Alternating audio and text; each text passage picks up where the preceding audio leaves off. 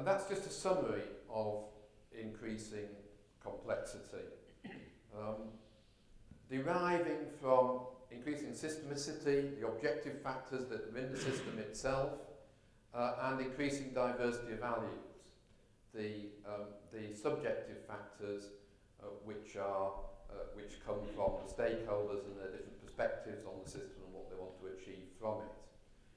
And the vertical axis is described very simply as simple and complex as systems get.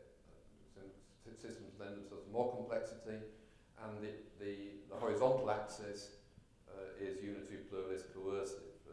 People sharing common aims and objectives, people differing and coming into conflict, and coercive when groups are using power to get their way in the system of concern. So, where we're left with systems thinking and the descriptions that systems thinking made of the world, and the new concepts that complexity theory introduces and enriches systems thinking in terms of the way it describes the world, is with a problem. And the problem is increased complexity. But what is really the problem? Why can't we deal with this increased complexity? Why is it causing such difficulties for us? And the argument that systems thinkers make is that the problem really arises because we're still trying to use reductionist methodologies, modes of understanding, to understand complex systems which do not lend themselves to reductionist approaches.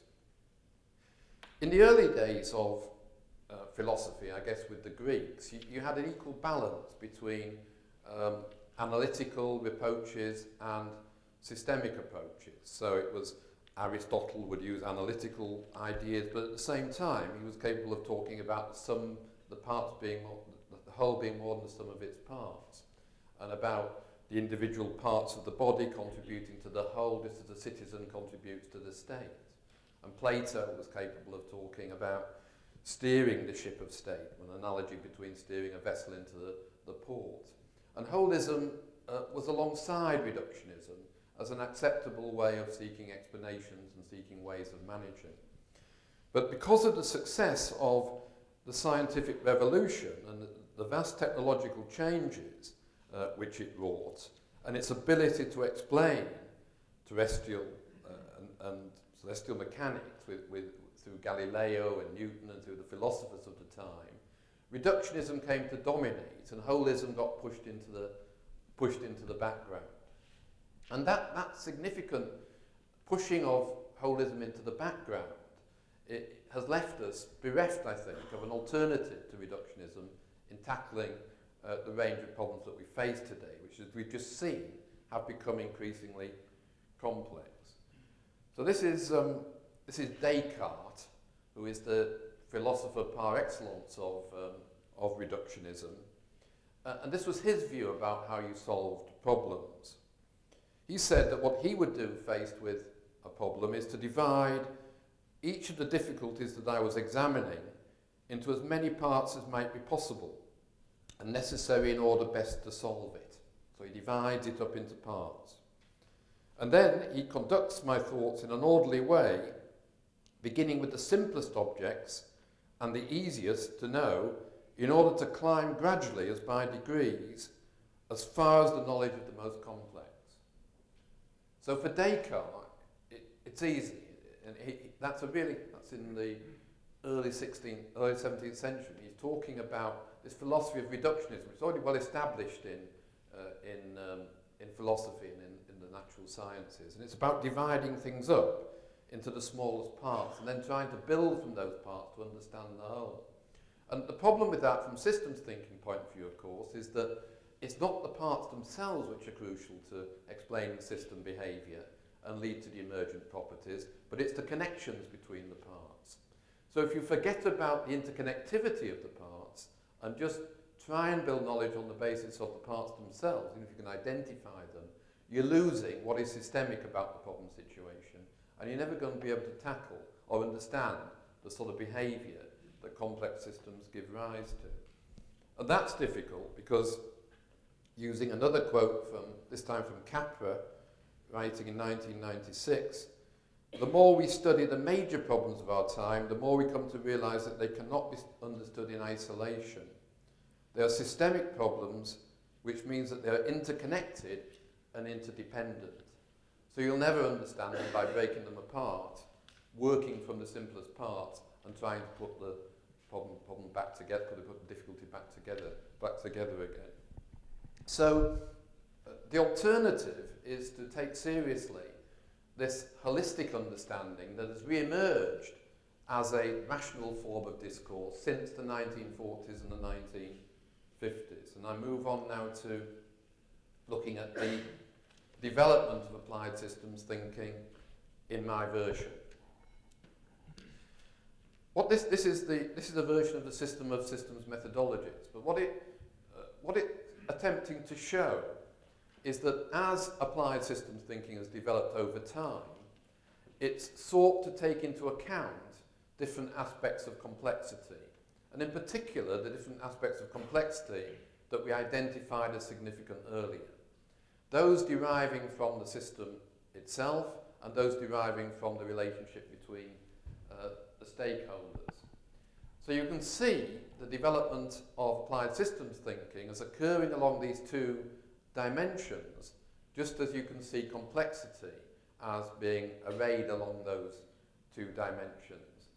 Down the vertical axis, we have a move from the early attempts to apply systems thinking in approaches such as operations research and traditional systems engineering and traditional systems analysis to other forms of systems thinking which make the claim that they are capable better of dealing with the complexity of the systems of concern and the turbulence of the environments within which those systems are embedded. And along the horizontal dimension, you get the emergence of other soft systems approaches, other systems approaches, soft systems approaches, which believe they are better equipped to deal with the subjectivity and the complexity that emerges from the variety of points of view and appreciations that different stakeholders hold about the nature of the system and what they want to achieve through it. Now, this is not at all to knock the early achievements of systems thinking in operations research and systems engineering and systems analysis. I'm a pluralist, and I believe that all of these different systems approaches have value applied in the appropriate circumstances. The key is to understand in what circumstances each of these approaches will work and where they find and come across difficulties. And personally, I'm always saying that I think people who have a technical systems engineering background, if you like, make better systems thinkers than people who come from the social sciences and then try to move into systems thinking. The people who have a hard technical background, they have that particular strength, and if they are capable of thinking outside that particular box in which they've been educated and trained, and grasping alternative ways of thinking about the world as implied in other forms of systems thinking along the horizontal and the vertical axis, are incredibly well equipped to deal with systemic problems of all types. I'm always saying that. Doesn't necessarily mean I believe it. So, what are the changes which have occurred in systems thinking, very briefly, that have allowed this advancement in systems thinking along the two dimensions? Again, I just want to draw upon some of the key theories in systems thinking to illustrate first of all, the change that's occurred down this vertical axis to allow us to deal with greater aspects of complexity. Peter Senge, the fifth discipline, the best-selling systems book ever, but a systems dynamics thinker. What Senge says in 1990, the fifth discipline, is that systems thinking is a discipline for seeing the structures that underlie complex situations and for discerning high from low leverage change. Ultimately, it simplifies life by helping us to see the deeper patterns lying beneath the events and the details. So it's structures that he's after. Hard systems thinking, in Sengi's view, is playing about at the surface, trying to find cause-effect relationships between the elements that can be identified at the surface and to work out the behaviour from that. He's not interested in that because he thinks he can pin down underlying structures, the relationship between feedback, feed-forward and lags in a system, which will, at that deeper structural level, help you to explain what's going on the surface. And he sees that as a massive variety reducer, because if we can understand what's going on at the surface level of the system in accordance with certain system archetypes, it cuts through complexity for him. So that's the way system dynamics seeks to do it. Complexity theory, this is Ralph Stacey writing in 1993, if you can understand this quote. He says, although the specific path followed by the behaviour of complex systems is random and hence unpredictable in the long term, it always has an underlying pattern to it, a hidden pattern. So he's looking for this underlying pattern as well. And he says, and this is the bit that's difficult, he says that pattern is self-similarity, that is a constant degree of variation, consistent variability, regular irregularity, a constant fractal dimension. Chaos is therefore order, a pattern within disorder. That's probably the bit to hang on to. Chaos is therefore order, a pattern within disorder. So what we're doing is making a philosophical shift here down this particular axis. And what we're trying to do is to go beneath the surface of systems and their surface behaviour to understand the laws which govern the behaviour of complex systems. And for Sengi and for system dynamics, it's the relationship between feedback, feed-forward loops and lags. For the viable system model, organisational cybernetics, which I'll come on to, it's about the laws of cybernetics which govern the behaviour of systems. And for complexity theory, it's knowing about the behaviour of complex systems and the patterns that underpin complex systems. And if you can dig deep to those, then that cuts through complexity.